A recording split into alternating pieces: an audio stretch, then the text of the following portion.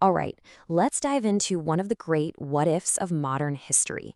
We're talking about a forgotten moment when the futures of Eastern Europe, the British Empire, and East Africa all collided in a way that could have changed everything. I know, it sounds like something out of a science fiction novel, doesn't it? But for a short, intense time over a century ago, this was a very real possibility. A serious proposal that could have completely redrawn the map of the 20th century. So how on earth did this idea even get on the table? Well, in August of 1903, it became official. The British Foreign Office put a formal proposal on the table for a territory for Jewish settlement.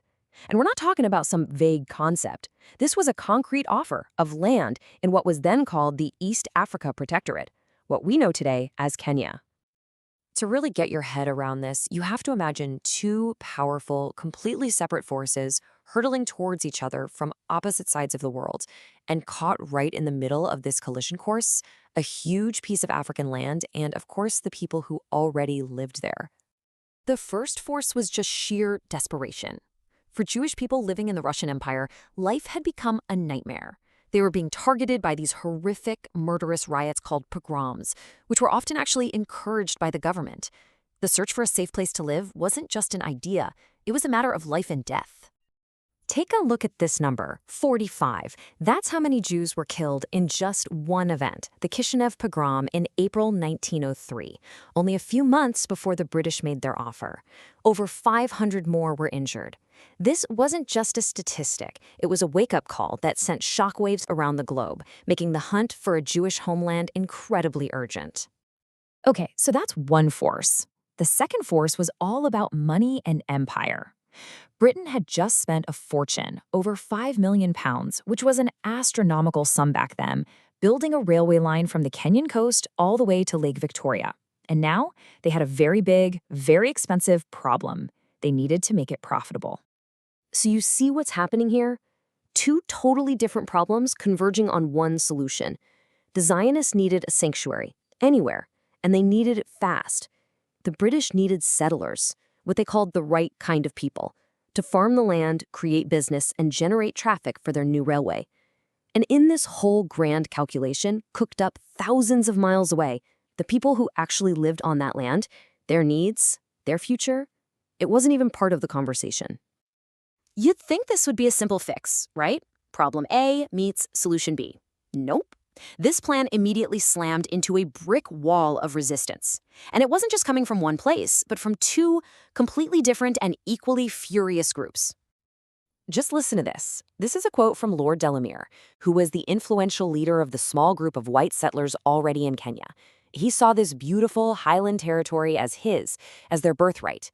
He wasn't about to let it be handed over to people he called undesirable aliens. And they didn't just quietly complain. They launched a full-on public campaign, publishing nasty, racist attacks in the newspapers.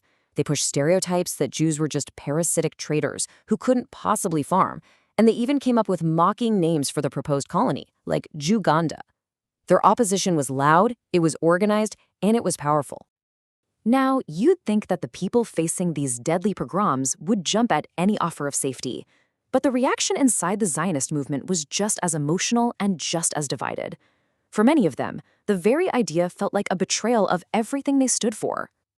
Things got so intense that the leader of the movement, Theodor Herzl, had to stand up and quote ancient scripture just to try and calm down a full-blown rebellion at their 1903 Congress. And get this, when the vote to simply investigate the land in Africa passed, the entire Russian delegation, the very people whose lives were on the line, they stormed out, openly weeping as if their dream had just died.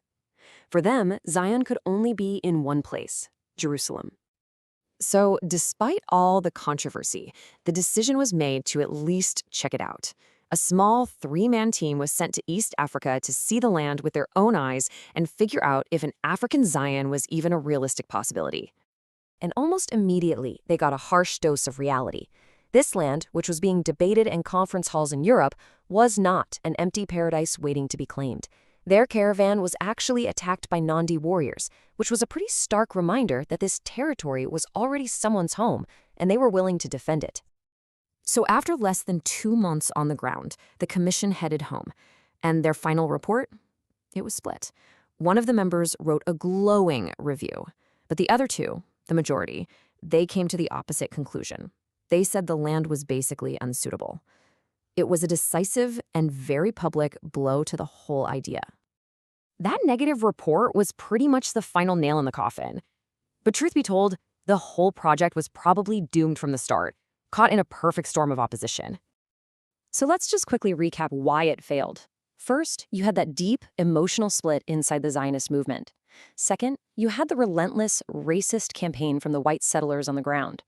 Third, you had the official fact-finding mission coming back with a mostly negative report. And finally, the British government itself, facing all this heat, never really pushed the plan with any conviction.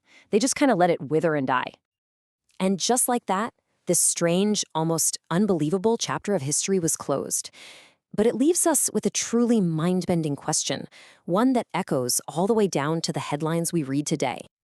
See, once the East Africa option was officially off the table, the Zionist movement, which had been fractured and arguing, suddenly became laser-focused. Every ounce of political energy, every dollar raised, was now aimed at one place and one place only: Palestine. And this brings us to that ultimate what if. If the plan had worked, if a Jewish state had been established in Kenya a century ago, would the last 100 years of history have been completely different? Would that enduring conflict over land, identity, and nationhood that has so defined the modern Middle East have its epicenter in East Africa instead? We can never know, of course, but it's a powerful reminder of how one forgotten decision could have truly changed the world.